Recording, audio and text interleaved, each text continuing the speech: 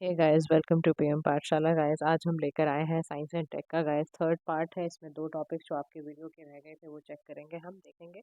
Short वाला part guys important है, उसको हम अलग से कल पढ़ेंगे क्योंकि उसमें बहुत सारे टॉपिक्स हैं और इम्पॉर्टेंट है आपके लिए। आज हम देखते हैं साइंस एंड टेक में अपना जो हमारा मैगजीन है, विजन का मंथली मैगजीन गाइस नवंबर का, वो चल रहा है हमारा। होपफुली आपने पिछले टॉपिक्स को रिवाइज कर लिया होगा, नहीं किया है गाइस तो प्लेलिस्ट अभी चेक करिए और उसमें जितने भी टॉपिक्स दिए हैं, चाहे वो पॉलिटी गवर्नेंस है, इंटरनेशनल रिलेशंस है, economy, environment, security, everything is covered. आप वहाँ पे जाके प्लीज़ चेक करिए और देखिए, क्योंकि हर एक वीडियो में आपके लिए जो भी इंपॉर्टेंट है, किस किस तरह से पढ़ना है चीज़ों को, वो सब दे रखा है उसमें। ठीक है, आज देखो टॉपिक हम करने जा रहे हैं डाइवर्स एपिजेनेटिक एपिडेमियोलॉजी पार्टनरशिप। ठीक है, इसको डीप बोलते हैं। समझ आ गया? डीप का फुल फॉर्म आपको ज़रूर पता होना चाहिए कि डाइवर्स है, एपिजेनेटिक है, एपिडेमियोलॉजी है, पार्टनरशिप है। अब ये टॉपिक है क्या, क्योंकि ये बहुत साइंटिफिक टॉपिक तो थोड़ा है ही। इसके बारे में हम डिटेल स्टडी करते हैं आज। और देखो यहाँ पर सबसे पहले हमें ये समझना है ये न्यूज़ में रहा क्यों। देखो, CSIR centre for cellular and microbiology के साथ इन्होंने कोलैबोरेट करके एक रिसर्च ग्रुप फॉर्म करा अक्रॉस द वर्ल्ड और इस प्रोजेक्ट पे काम कर रहे हैं ये लोग। क्या नाम है? Diverse epigenetic epidemiology partnership project, जिसको हम डीप कहते हैं। ठीक है, इससे पहले कि एपिजेनेटिक एपिडेमोलॉजी समझें, थोड़ा सा इसमें आप ले लो कि जीन्स क्या होता है। देखो, जीन्स डीएनए का वो स्मॉल सेक्शन है जो हमने किसी से, जैसे अपने पेरेंट्स के थ्रू या हमारे दादा परदादाओं से हमने जो भी इनहेरिट किया, जो इन्फॉर्मेशन फिजिकल हमारे बायोलॉजिकल ट्रेट में दिखती है ना। आई है, कई लोगों की ब्लू आई होती है, तो पता चला पेरेंट्स की ब्लू आई नहीं थी, पर दादा की ब्लू आई थी, तो उनकी वजह से हुआ है। मतलब कहीं ना कहीं इनहेरिटेंस की इन्फॉर्मेशन, हमारा जो फिजिकल ट्रेट कैसा होगा, बायोलॉजिकल ट्रेट कैसा होगा, हमारा हेयर कलर कैसा होगा, ठीक है, वो सारा हमें पता चलता है जीन्स की मदद से। तो यानी कि डीएनए का एक स्मॉल सेक्शन है जो हमें इनहेरिटेंस के बारे में बताता है। ठीक है, एपिजेनेटिक है, मतलब कहीं ना कहीं जीन से रिलेटेड है। एपिजेनेटिक एपिडेमोलॉजी होता क्या है? देखो, ये उस चीज की पढ़ाई है जिसमें हमें ना बिहेवियर कैसे चेंज होता है, इन्वायरमेंट कैसे चेंज होता है, और वो जीन्स उस पर कैसे काम करते हैं। कि यानी कि अगर बिहेवियर एनवायरनमेंट चेंज हो रहा है या उसकी स्टडी हम अगर करने बैठ रहे हैं, उसकी वजह से, हमारे बिहेवियर एनवायरनमेंट की वजह से हमारे जीन्स पे क्या असर पड़ता है, that affect the way your genes work, है ना। अनलाइक जेनेटिक चेंजेस, कुछ एपिजेनेटिक चेंजेस होते हैं जो रिवर्सिबल होते हैं। ये डीएनए सीक्वेंस के साथ चेंज नहीं होते हैं, लेकिन हाँ, ये चेंज होते हैं जब हम डीएनए सीक्वेंस को रीड करते हैं। ठीक है, एपिडेमोलॉजी जो दूसरा शब्द है, उसका मतलब है एक साइंटिफिक डिसिप्लिन है जो आपके हेल्थ एंड डिजीज जो पॉपुलेशन है उसके फैक्टर्स के पैटर्न्स को पढ़ेगी और ये अंडरस्टैंड करेगी कि पर्टिकुलर डिजीज कैसे स्प्रेड हुई, कौन कौन से रिस्क फैक्टर्स थे, स्ट्रेटजीज फॉर्म करेगी, प्रिवेंशन एंड कंट्रोल बताएगी। तो यानी ये कॉम्बिनेशन शब्दों का जो है एपिजेनेटिक एपिडेमोलॉजी, इसका मतलब है एपिडेमोलॉजी का वो पार्ट जिसमें हम ना एपिजेनेटिक चेंजेस की पढ़ाई करते हैं, स्टडी करते हैं, उसके इफेक्ट जानते हैं, डिस्ट्रीब्यूशन जानते हैं। अच्छा, एक कॉमन जो देखा जाता है एपिजेनेटिक मॉडिफिकेशन, वो क्या है, वो हम पढ़ने अभी जा रहे हैं, उसको हम कहते हैं डीएनए।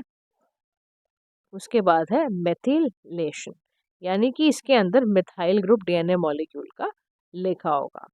अब समझो, जितना ज़्यादा डीएनए मेथिलाइन का लेवल हाई होता है, जीन प्रमोटर रीजन जो होगा, इसका मतलब जीन साइलेंसिंग जो होगा, वो एक्सप्रेस करने में जीन को रोकेगा। एग्जाम्पल के तौर पर जब हमें स्ट्रेस होता है ना, तो डीएनए को मेथिलाइनेशन जो होता है वो बढ़ जाता है, जिसकी वजह से जो सप्रेशन है वो जीन्स के सप्रेशन होने शुरू हो जाता है। अब देखो, इसमें डीएनए आया तो डीएनए भी समझ लो क्या होता है। डीएनए का फुल फॉर्म है डिऑक्सोरिबोन्यूक्लिक एसिड, यानी कि एक ऐसा मॉलिक्यूल जो हमारी जेनेटिक इंफॉर्मेशन को देता है, कैरी करता है, डेवलपमेंट, फंक्शनिंग, ग्रोथ, रिप्रोडक्शन किसी भी लिविंग ऑर्गेनिजम्स का बताता है। ये दो स्ट्रैंड से बना होता है जो रिजेंबल करते हैं। इसका याद रखो, जो इसकी शेप होती है उसको डबल हेलिक्स कहते हैं। हर स्ट्रैंड में बैकबोन है जो ऑल्टरनेटिंग शुगर से बनी हुई है। हर शुगर में 4 बेसिस है, एडेनाइन है, सिस्टोनाइन है, ग्विनाइन है, थिमाइन, इससे बना होता है इसका sugar. A always pair with T के साथ इसको पेयर किया जाता है, सी को पेयर किया जाता है जी के साथ। ठीक है, तो डीएनए को इस तरह से इसमें रखा जाता है। अब ये कह रहा है जो ये डीप प्रोजेक्ट है क्या, है ना। इसके बारे में और जान लो कि क्यों जरूरत पड़ी डीप प्रोजेक्ट को स्टडी करने की, क्यों ये आया जा रहा है। तो देखो, इसमें क्या है, पहली बात तो ये 5 ईयर प्रोजेक्ट है जो रिसर्चर्स ने, यूनिवर्सिटीज़ ने, ब्रिस्टॉल जो आपका लंदन की है, CSR सेंटर है, cellular molecular biology in India, उन्होंने मिलके इस पे काम करने की सोची है। CSIR का फुल फॉर्म याद रखना, न्यू दिल्ली हेडक्वार्टर्स है इसके, council of scientific and industrial research है, ऑटोनॉमस बॉडी है। 1942 1942 में एस्टैब्लिश की गई थी। Ministry of science and technology के अंडर प्राइम मिनिस्टर होते हैं वो प्रेसिडेंट होते हैं इसके। ठीक है, मैं ये बात ध्यान रखना CSIR के बारे में भी। टेक्नोलॉजी इनोवेट करना, नेशनल गोल्स के साथ अलाइन करके साइंस एंड टेक्नोलॉजी को बढ़ाना, ये सब इनके फीचर्स होते हैं। अब मेन मुद्दे पर आओ, इनका रैशनल क्या है जो ये हम ये पढ़ने जा रहे हैं कि भाई एपिटोमोलॉजी या डी प्रोजेक्ट जो है इसके बारे में हम थोड़ा और समझते हैं। देखो, मच ऑफ द जो पॉपुलेशन हेल्थ रिसर्च जब हम कंडक्ट करते हैं, आज तक हम पढ़ते हैं पूरा, तो उसमें डेटा को कलेक्ट किया जाता है वाइट यूरोपियन ओरिजिन्स के जो लोग हैं, living many global communities under represented. सबसे पहली बात तो ये होती है। तो इसीलिए इंडिया की तरफ से गया प्रपोजल कि भाई हम लोग भी हेल्थ पे स्टडी करें, हम भी जानें। तो डाइवर जेनेटिक डेटाबेसेस एक क्रूशियल फैक्टर है जिसकी वजह से आपको ये पता चलता है कि जीन रेगुलेशन में क्या इम्पैक्ट पड़ने वाले हैं, डिफरेंट पॉपुलेशन में किस किस तरह के रिस्क हैं आगे चल के डिजीज को लेके। अब इसमें प्रोसीजर डेवलप करा जा रहा है जिनोमिक डेटा सेट्स का, जो अंडर रिप्रेजेंटेड पॉपुलेशन, जैसे देखो अफ्रीकन पॉपुलेशन है, एशियन पॉपुलेशन, इनके बारे में पता ही नहीं होता, इनका DNA मैथलाइन कभी डेटा को एनालाइज ही नहीं करा गया। तो डीप स्टडी का मेजर एम है identify the causes and mechanism of these health outcomes, की जो अफ्रीकन पॉपुलेशन है, साउथ अमेरिकन पॉपुलेशन है, या नॉर्थ के हैं, एशियन है, अफ्रीकन है, जो अंडर रिप्रेजेंटेड है जिनोमिक डेटा सेट में। 13,000 पार्टिसिपेंट हैं इसमें इंडिया को मिलाकर, समझ रहे हो आप? इसलिए गए हैं। इंडिया को क्यों इससे फायदा होगा, या इंडिया क्यों इसमें इतना पार्टिसिपेशन दिखा रहा है, उसका रीजन समझ लो।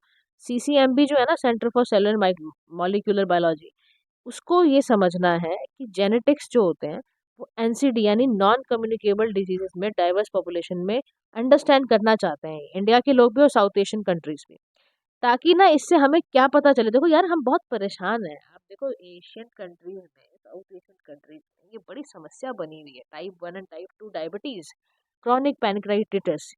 तो इनके इम्प्लीकेशंस को जानने के लिए हमें सबसे पहले स्टडी करनी पड़ेगी जीन्स की, कि जीन्स कैसे रेगुलेट हो रहे हैं डिजीजेस के कारण। ठीक है, ये समझ गए मुख्य इसमें जो तथ्य है, जो मतलब क्यों करना चाह रहे हैं हम, इसका मतलब समझ गया। अब इसको ना, प्रोजेक्ट को, डी प्रोजेक्ट को इम्प्लीमेंट करने में कुछ समस्याएं हैं। लेकिन पहली समस्या है डेटा प्राइवेसी। जिनोमिक डेटा इतना हाईली सेंसिटिव है, इसमें इतनी सारी पर्सनल इंफॉर्मेशन होती है आपकी, ये गलत इस्तेमाल किया जा सकता है।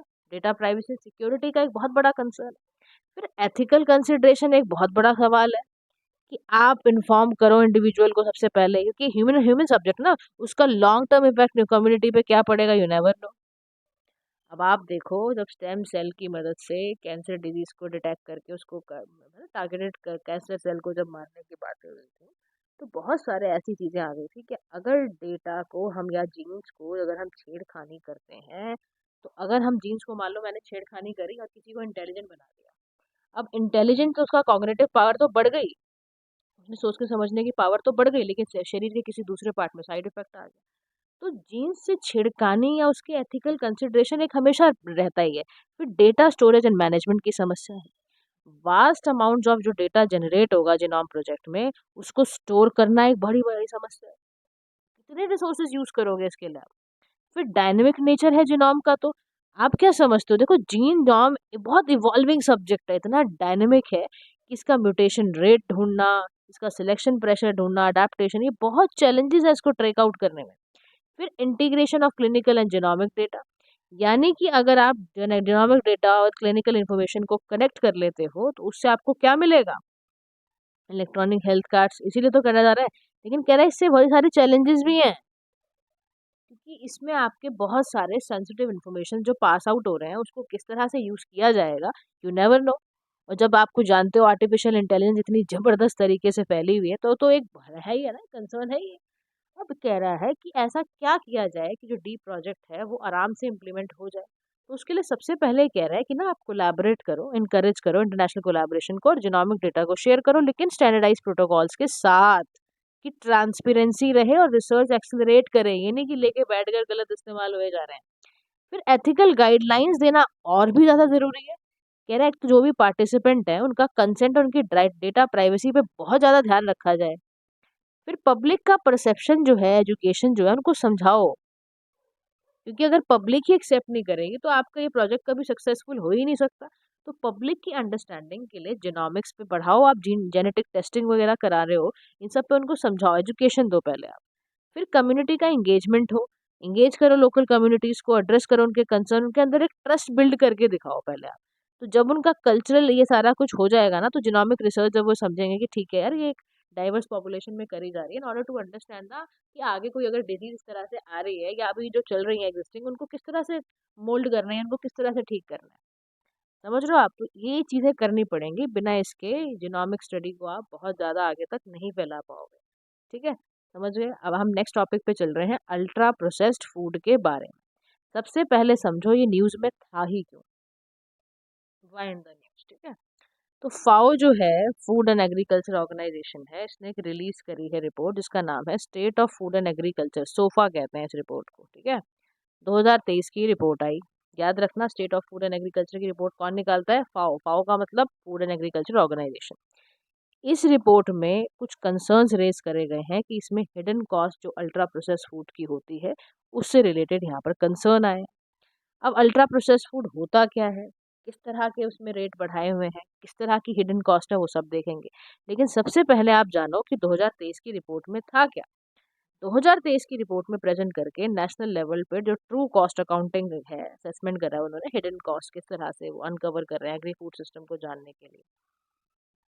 2024 की जो रिपोर्ट है उसने फोकस करा है कि इन डेप्थ टारगेट करा गया है कि जो भी मिटिगेट कैसे करना है, इसको ठीक कैसे करना है। क्योंकि कह रहा देखो, अनहेल्दी डाइट्स हैं, हाईली प्रोसेस्ड फूड्स हैं, ये फैट है, इसमें शुगर भी है और बहुत ज़्यादा। कह रहा देख लो आप, इसमें ह्यूज जो हिडन कॉस्ट है वो $7 ट्रिलियन का, बताओ। आपके हेल्थ और इम्पैक्ट पे इतना ज़्यादा असर भी डाल रहा है, उसकी कॉस्ट इतनी ज़बरदस्त है। कहाँ से अच्छा है भाई अल्ट्रा प्रोसेस्ड फूड। तो डब्ल्यू ने कहा है, वर्ल्ड हेल्थ ऑर्गेनाइजेशन ने, कि इंडिया का जो अल्ट्रा प्रोसेस्ड फूड सेक्टर है वो बहुत ज़बरदस्त तरीके से कंपाउंड रेट पे बढ़ रहा है, 13.37 रिटेल सेल्स में। रिटेल वैल्यू जो उसकी बेवरेजेस की है वो बहुत ज़्यादा बढ़ती चली जा रही है। फिर ये कह रहा है कि एक फुल फॉर्म समझ लो टीसीए का, holistic and systemic approach to measuring and valuing environmental social health and environment cost को जानने के लिए सब करा गया है। अब समझो अल्ट्रा प्रोसेस फूड होते क्या हैं और इसका इम्पैक्ट क्या पड़ता है हम पर, समझ लो। देख रहे हो अल्ट्रा प्रोसेस फूड दिख रहे हैं, आपके सबसे फेवरेट है, सारे लोग ही खाते हैं, हो गया आप, बर्गर है, आपके हॉट डॉग्स, आपका पिज्ज़ा, सैंडविचेस, है ना, टाकोस, और भी जो चीज़ें दिख रही हैं आपको। अभी देखो इसमें क्या होता है, समझ लो आप आज ही छोड़ दोगे खाना आप। High amount of sugar, salt, energy, ये सब होता है इसके अंदर। ठीक है, फाइबर की बहुत कमी होती है, विटामिन गिरे हुए होते हैं, माइक्रोन्यूट्रिएंट बिल्कुल डिक्रीज लेवल पर होते हैं। यानी कि जो ये फूड है, सबसे पहले इनकी समस्या क्या है? लोअर न्यूट्रिएंट क्वालिटी है। हिडन तो आपका वैसे ही हंगर बना रहता है आजकल की यूथ में। हिडन हंगर मतलब क्या, कि you don't have the balance diet, balance diet आप खाते नहीं, न्यूट्रिशन आपकी बॉडी में जा ही नहीं रहे। तो आप देख लो, आप जो ये सब खा रहे हो उसका असर सीधा सीधा ये है कि आप बहुत ज़्यादा सॉल्ट, शुगर, ये सब ले रहे हो। इंक्रीज ईटिंग रेट बढ़ रहा है, ओवर कंजम्पशन बढ़ रहा है आपका इन चीज़ों का। तो याद तैयार रहो आप। अब देखो इसका डायरेक्ट असर है, आपके कार्डियो मेटाबॉलिक डिजीज होने शुरू हो जाएंगे। अब degree and type of food processing, extrusion, moulding, pre frying वाले जो होते हैं, अब इसमें ना चेंज कर देते हो आप फूड का मैट्रिक्स, उसका टेक्सचर, उसका कंटेमिनेट को प्रोसेसिंग करते हो आप, जिसका आपके डाइजेशन पर, आपके च्यूइंग के ड्यूरेशन पर, सब पे असर होना शुरू हो जाता है। ठीक है, आप कंटेमिनेंट वाला भी उसको प्रोसेस कर रहे हो, तो आप उसको और गंदा करके दे रहे हो। यानी कि फिर आप क्या करते हो, उनकी शेल्फ लाइफ को बढ़ाने के लिए, जो बड़े लोग स्माइली खाते हैं ना बड़े खुशी से, अब मान लो आप स्माइली खा रहे हो, ठीक है, वो लॉन्ग शेल्फ लाइफ बढ़ाने के लिए इतने टाइम तक ये चल रहे हैं, फ्रिज में पड़े हुए हैं, इनमें आप दूसरे कुछ एडिशन डाल देते हो, फूड एडिशंस कर देते हो, एडिटिव्स डाल देते हो। अब उससे क्या होगा? अब इसमें आपने कोई स्वीटनर डाला, ये सब डाला, उससे आपका क्या हो रहा है? एक्सपोजर हो रहा है, पैकेज मटेरियल आप खा रहे हो, कह रहा है सारा ना ये यहीं लेके जा रहा है, higher risk of cardio metabolic diseases. तो ये तो आपके हाल है, देखो इसको खाने से ये सारी चीज़ों का असर होना शुरू हो जाएगा। अब अल्ट्रा प्रोसेस फूड है क्या? तो अल्ट्रा प्रोसेस फूड का मतलब है मेड मोस्टली फ्रॉम सब्सटेंसेस जो आप ना एक्सट्रैक्ट करते हो, फैट से, स्टार्चेस से, शुगर से, हाइड्रोजनेटेड फैट से। अब अगर आपकी बॉडी में हायर कंजम्पशन होगी यानी कि अल्ट्रा प्रोसेस फूड की विद लो फिजिकल एक्टिविटी, तो आप तैयार रहो ओडीसी के लिए। अब ओडीसी क्या है? Obesity, diabetes, cardiovascular disease. और आज देखो मैं देख रही हूँ बच्चों को क्लास 11 12 में, छोटे छोटे बच्चे हैं 7 8 के हैं, उनको डायबिटीज हो रही है। तो आप लगा लो क्यों हो रही है? क्योंकि फिजिकल एक्टिविटी है ही नहीं, सारे दिन सोशल मीडिया और fast food, process ultra process food, आज आप बोलो ये शब्द को। अब चैलेंजेस क्या है इनको कर्टेल करने में? समस्या पता है क्या आती है? तो इनकी ना कोई स्टैंडर्ड डेफिनेशन है ही नहीं। प्रोसेस फूड यूज हुआ जा रहा है, हुआ जा रहा है, हुआ जा रहा है। आप समझो ना, ये दिक्कतें हैं सारी की सारी। फिर ये कह रहा है कि हाई इन सैचुरेटेड फैट, बहुत ज्यादा होती हैं। न्यूट्रिशन बेस कुछ है ही नहीं, मतलब इन पे हाई टैक्सेस लगाने की जरूरत है, जब ज्यादा शुगर वगैरह हो, इन पे हाई टैक्सेस लगाने चाहिए, है ना। हेल्दियर ऑप्शन यही है। फिर अब जीएसटी रेट जो है ये न्यूट्रिएंट कंटेंट के साथ अलाइन ना होने की वजह से कुछ है ही नहीं। एफएसएसएआई को चाहिए ना, उनको भी अगर आप क्लासिफिकेशन करके दे दो भी, जितना ज्यादा हाई शुगर सॉल्ट वाले मटेरियल होंगे उन पे जीएसटी ज्यादा लगाओ, ताकि लोग ज्यादा खरीदे ही ना। फिर लैक ऑफ डेटा है फॉर सर्टन सब कैटेगरी, जैसे कार्बोनेटेड ड्रिंक्स है, शुगर कंटेंट अवेलेबल ही नहीं है। डिटेल सर्वे करने बैठ जाओ आप, नीडेड टू कैप्चर, उसको बहुत जरूरी है, पॉलिसी डिसीजन अपना हो ही नहीं पाएंगे आपके। फिर नेक्स्ट चैलेंज क्या है? लैक ऑफ सब्सिडीज, फिजिकल आपका जो इंसेंटिव है वो है ही नहीं। हेल्दी प्रोडक्ट्स कंज्यूमर के पास जो ऐसा कुछ है ही नहीं। कह रहा देखो साउथ अफ्रीका ने क्या करा, फ्रूट्स को सब्सिडीज और वेजिटेबल्स को सब्सिडीज दी है, और ये उनके प्राइवेट हेल्थ इंश्योरेंस प्रोग्राम का हिस्सा है। तो कह रहे देखो ऐसे कुछ करना पड़ेगा। फाओ पढ़ा भी हमने कि state of food agriculture report निकालता है, रोम इटली में इसका हेडक्वार्टर है, याद रखना। 1945 से यूएन का स्पेशलाइज एजेंसी है, न्यूट्रिशन को किस तरह से इम्प्रूव करना है, एग्रीकल्चर प्रोडक्टिविटी को कैसे इम्प्रूव करना है, ये सब करता है। इंडिया 20 का पार्ट है, 195 नेशंस हैं इंक्लूडिंग यूरोपियन यूनियन, ठीक है, तो याद रखना। रिपोर्ट कौन सी निकालता है? State of world forest report, state of food and agriculture report, state of agriculture commodity market, ये सब रिपोर्ट निकालता है। अब इम्प्लीमेंटेशन में बड़ी देखो समस्या क्या है। एफएसएससीआई ने इंडियन न्यूट्रिशन रेटिंग को एक फॉर्मेट में दिया, फ्रंट ऑफ पैक लेबलिंग करके, कंज्यूमर जो है इन्फॉर्म रहे और फूड चॉइस वो उसके अकॉर्डिंग ले, ठीक है। लेकिन ओवरसाइट कर दिया जाता है एडवर्टीजमेंट और मार्केटिंग रेगुलेशन के टाइम पे, कि वो देखे ही ना कस्टमर, कस्टमर सिर्फ वो देखे जो उसको कंपनी चाहती है दिखाना। कुछ इस तरह से खेल खेल जाना। अब एफएसएसआई ने बहुत सारे इनिशिएटिव लिए हैं कि ये खत्म होए। उस पे ट्रांस फैटी एसिड्स पर कैपिंग करने शुरू कर दी। फूड सेफ्टी वालों ने स्टैंडर्ड जो रेगुलेशंस के थ्रू जो उनका क्लेम था कि भाई फूड बिजनेसेस को अकाउंटेबल हो, जो भी वो क्लेम एडवर्टीजमेंट्स कर रहे हैं। बच्चों के लिए वहाँ पर ईट राइट मूवमेंट हमने चलाई हुई है कि भाई देख लो, ध्यान से इनटेक करो सॉल्ट शुगर को। नेशन वाइड कैंपेन कैंपेन चल रहा है हमारा, आज से थोड़ा कम डाइटरी मॉडिफिकेशन करो, ताकि सॉल्ट शुगर फैट कंजम्पशन को रिड्यूस करने के लिए चला है, आज से थोड़ा कम। तो यहाँ पर ये कह रहा है create a clear and transparent definition of ultra process food and subs categories. यहाँ पर ये कह रहा है देखो सबसे पहले ना आप क्लियर कट डिफाइन करो कि ये अल्ट्रा प्रोसेस फूड होते हैं, इसकी सब कैटेगरी होती है, और ये सब कंसल्टेशन करके करो। ये नहीं गवर्नमेंट आके अपना पॉलिसी में लिख के चली गई। एफएसएसआई वालों को बैठाओ, स्टेक होल्डर्स को बैठाओ, कंसल्ट करके बनाओ आप, ये इसकी डेफिनेशन है अल्ट्रा प्रोसेस फूड की। फिर आप इंट्रोड्यूस करो न्यूट्रिशन लिंक टैक्सेस, ये भी एक आप जीएसटी में डाल दो। तो देखो जो हेल्थियर प्रोडक्ट है उसमें सब्सिडी मिलेगी, जैसे साउथ अफ्रीका ने फूड आना फ्रूट्स में करा हुआ है, वेजिटेबल्स पे करा, आप भी करो। फिर आप क्या करो, physical incentive link to nutrition कर दो आप, कंजम्पशन एक्सपोर्ट वगैरह करने में, हाँ प्रोडक्शन ही ऐसी चीज़ों का हो। फिर ग्लोबल बेस्ट प्रैक्टिसेस को इम्प्लीमेंट करो। क्या ना, जंक फूड टैक्स लिवाई किया जाता है हाई कैलोरी फूड मैक्सिको में, जिसने कंजम्पशन 7% रिड्यूस कर दिया। तो क्या आप क्यों नहीं कर सकते ये काम? आपके देश में तो यूथ और ज़्यादा है, बल्कि यूथ वाली चीज़ों पे आप ईट राइट कैंपेन चलाने से कुछ नहीं होता गाइस, ऐसे कुछ लेने पड़ेंगे हमें मेजर्स। फिर ये कह रहे हैं हमें ना बेटर लेबलिंग गाइडलाइंस भी करनी पड़ेंगी, हमें साफ तौर पे बताना पड़ेगा। कह रहे देखो ऑस्ट्रेलिया न्यूजीलैंड क्या करते हैं, health star rating system launch किया हुआ है कि रेलेवेंट न्यूट्रिशन अगर फूड पैक में है तो कंज्यूमर को, ताकि समझाने के लिए, देख तेरे लिए ये चीज़ अच्छी है, रेटिंग कर दो ना आप किसी रेस्टोरेंट में स्विगी पे जोमेटो पे ऑर्डर करते हो, देखते हो ना इसकी रेटिंग ये है, तो मैं चलो यहाँ पे इसका ऑर्डर कर देता हूँ। ऐसी फूड पे भी ऐसा हो कि रेटिंग हो उस पे भी। फिर एफिशिएंटली यूज एडवर्टीजमेंट करना है, ताकि न्यूट्रिशन सिक्योरिटी को आपको ध्यान में रखते हुए काम करना है, ठीक है। एफएसएसएआई ने कई सारे रिकमेंड क्यूआर कोड करे हैं ना। क्यूआर कोड्स क्या होते हैं? Basically quick response codes, various detail देना ताकि प्रोडक्ट के बारे में पता चले, इंग्रेडिएंट न्यूट्रिशनल कैपेसिटी के बारे में पता चले, ये सारा इसमें डिटेल यहाँ पर दी गई है, ठीक है गाइस। तो अल्ट्रा प्रोसेस फूड भी मैंने आपको आज होपफुली आपको समझ आ गया होगा, ना आए तो आप आओ कमेंट सेक्शन पे, विल डिस्कस देयर आल्सो। ठीक है, या आप बताना। ठीक है, thank you so much for listening guys. Shorts कल करेंगे हम। Do like share and subscribe to PM Pathshala. Have a nice day to all.